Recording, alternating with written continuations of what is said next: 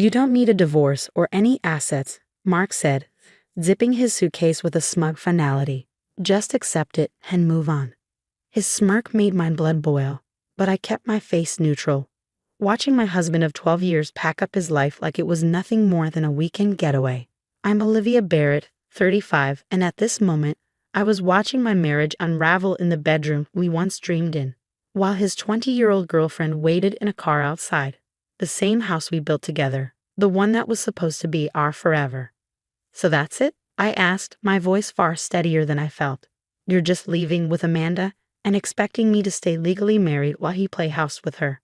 He paused, raking a hand through his graying hair he'd started dyeing recently, a detail that now screamed midlife crisis. Look, a divorce would be messy, he said. This way's cleaner. You keep the house. I keep my assets. Everyone's happy. I nearly laughed. Almost. Everyone's happy, I repeated, soft and sharp. Is that what you tell yourself at night to sleep? He gave me that look, tired, irritated, impatient, the one I'd seen more and more over the past year. Don't start with the guilt trips, Olivia. We both knew this was coming. Things haven't been right for a long time. Of course they hadn't been right, not since the late nights at the office where Amanda just happened to intern, not since the secretive texts, the locked phone, the way he picked apart everything I did, from my job to the clothes I wore. You're right, I said, surprising us both with a calm in my voice. Things haven't been right, but I think the rot started a lot earlier than you realize. He didn't catch it, too busy checking his watch. Amanda was probably getting restless. Young love has no patience. I left enough money in the joint account to cover bills, he added, like a parting gift. I'll handle my stuff from Amanda's place. No legal mess, no drama. It's fair. Fair. I thought of the meetings with my lawyer, the documents tucked away in my home office, the plan I'd crafted while he was busy playing the carefree boyfriend. Mark always did underestimate me. Thought I'd just take whatever scraps he threw my way. A horn honked outside. Amanda's way of hurrying him along. Mark grabbed his suitcase and headed for the door, pausing just long enough to say, "Don't make this harder than it needs to be, Olivia. This is the best solution." I followed him to the front door, where the rest of his bags sat waiting.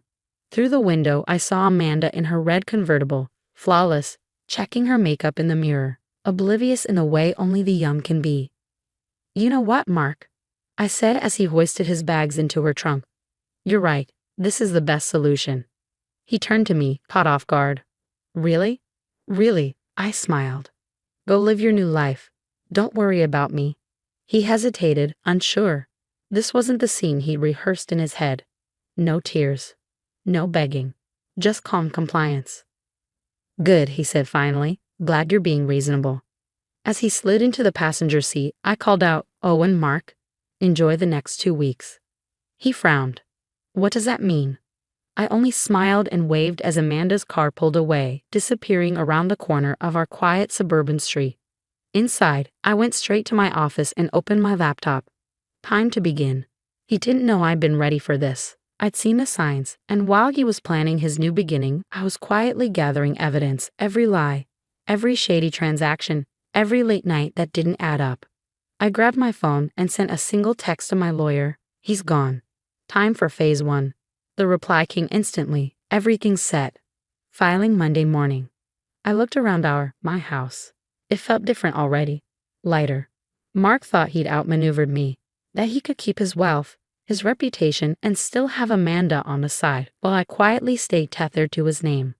But he forgot who I am. For 12 years, I ran this household, managed our finances, built our life. While he was chasing his second youth, I was preparing for his exit. I picked up a photo from my desk, our wedding day. We were young, glowing, back when his smile still felt real. I flipped it face down and slid it into a drawer. 2 weeks, I whispered. Just 2 weeks until everything changes. My phone buzzed again. "Kate?" Did he really leave? Yes, just like we thought. "Dinner tomorrow. I have stories." I closed my laptop, poured a glass of wine, and stood in the quiet. Mark thought he'd walked away with everything. But the truth, he'd left it all behind. I raised my glass to the silence, to the space he no longer filled. Here's to new beginnings. Exactly 2 weeks after Mark left, my phone rang just as I was finishing my morning coffee. His name flashed across the screen. I answered with measured calm. "What do you mean my cards are declined?"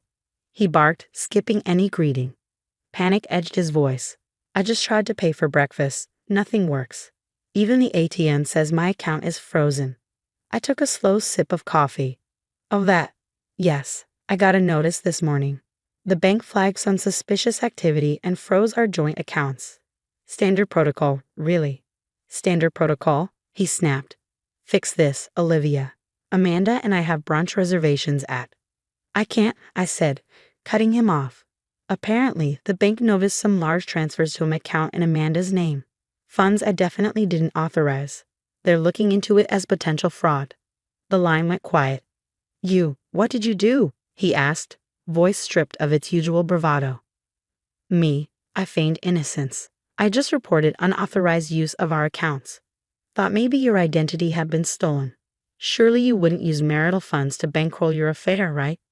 I heard Amanda's voice in the background asking what was wrong, followed by the unmistakable sound of Mark breathing harder. "You've probably noticed your credit cards are frozen too," I continued casually. "Credit card companies take fraud reports seriously. Very efficient when it comes to locking things down."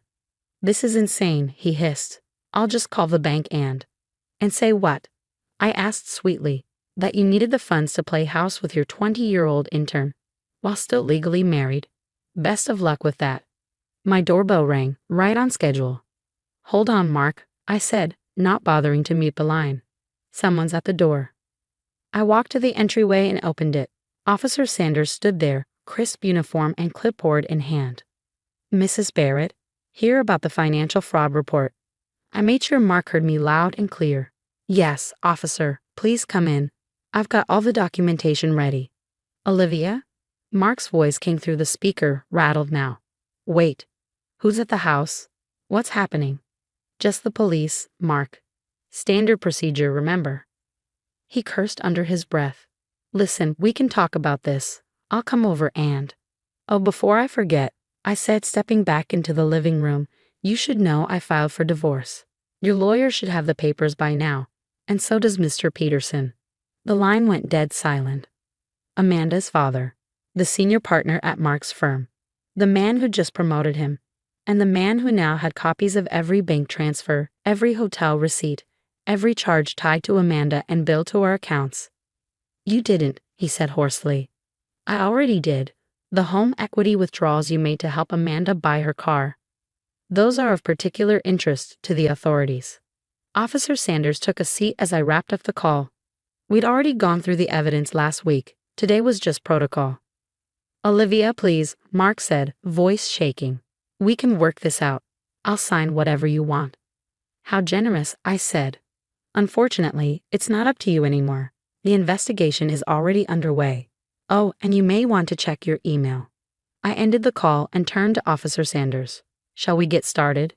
He nodded, professionally calm, though I caught the hint of a smile. He'd seen his fair share of these cases and likely enjoyed watching justice served. For the next hour, we reviewed everything: the gift receipts, the unauthorized transfers, the hotel stays, the timeline that lined up just a little too neatly with Mark's late nights at work. It was all there, neatly cataloged. My phone kept buzzing. "Please call off the investigation. I'll move back home. We can fix this. Amanda's father is furious." I didn't reply. By lunchtime, the story had made its way through our social circle. Kate called, her voice bubbling with excitement. "You should see the chaos at Mark's office," she said. "Peterson is livid. Amanda's crying in the parking lot, screaming that Mark lied about being separated. It's a full-blown soap opera." I smiled into my coffee. "How dramatic." Kate laughed. "So are you actually pressing charges?" "That depends on Mark," I said. "The divorce papers outline his options. Sign and agree to my terms, or I pursue criminal charges. He has 24 hours. A new text came in. "I'll sign. Anything. Just stop this." I forwarded it to my lawyer, then leaned back into the silence of my home. My home, secured in the divorce agreement, the one asset Mark had tried so hard to protect, now entirely out of his reach. He thought he could rewrite the rules, that he could walk away clean, keep the house, the money, me as a legal safety net, while he played fantasy husband to someone else. What he forgot was that I've always been the one keeping everything together. My phone buzzed once more. Mark signed. Divorce finalized in 90 days. Congratulations. From my lawyer. I smiled, deleted his number, and set my phone down. Sometimes revenge doesn't need drama or destruction. Sometimes it's just showing someone exactly who you became while they were too busy looking away. 6 months after Mark signed the divorce papers, I stood in my new kitchen with a cup of coffee, reading an email from my lawyer. The divorce had been final for 3 months, but I was still seeing the effects of everything Mark had done. The email said, "Just a quick update. Mark was asked to leave the firm yesterday. Mr. Peterson didn't want someone with bad judgment and ethics as a partner." I closed my laptop, feeling a mix of emotions. Not joy, exactly, just a sense of peace. Life has a way of setting things right.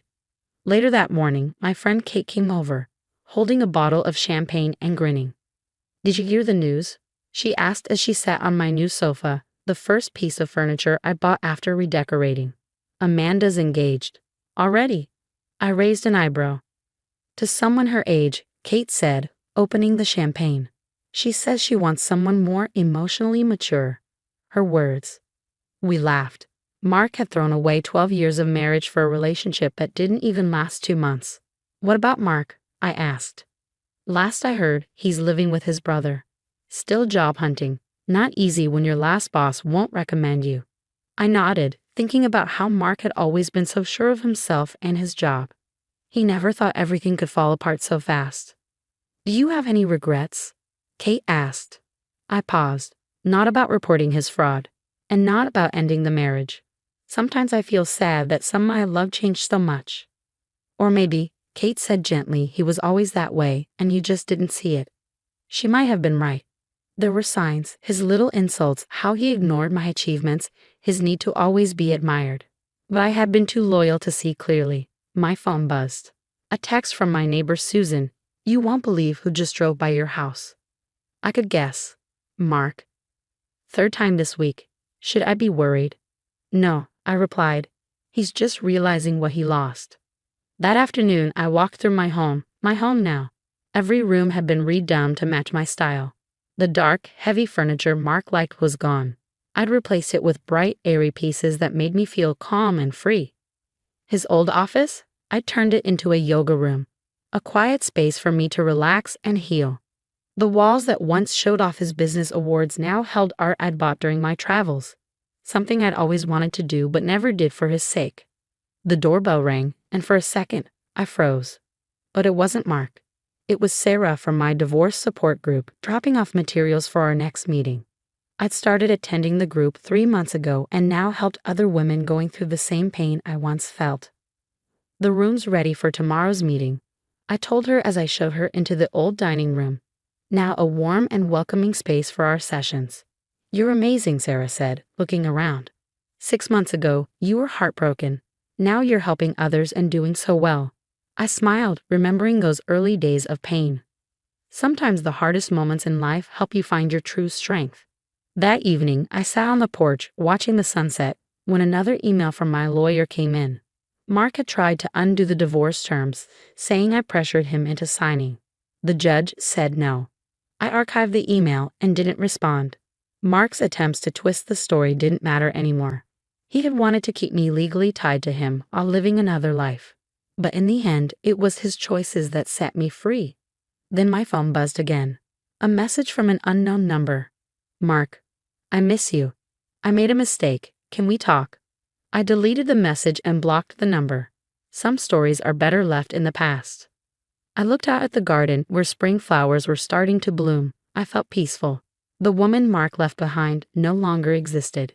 In her place was someone stronger, someone who had grown, healed, and built a new life from the ground up. I opened my journal and wrote my last words about Mark. "Thank you for underestimating me. You helped me see I should never underestimate myself again."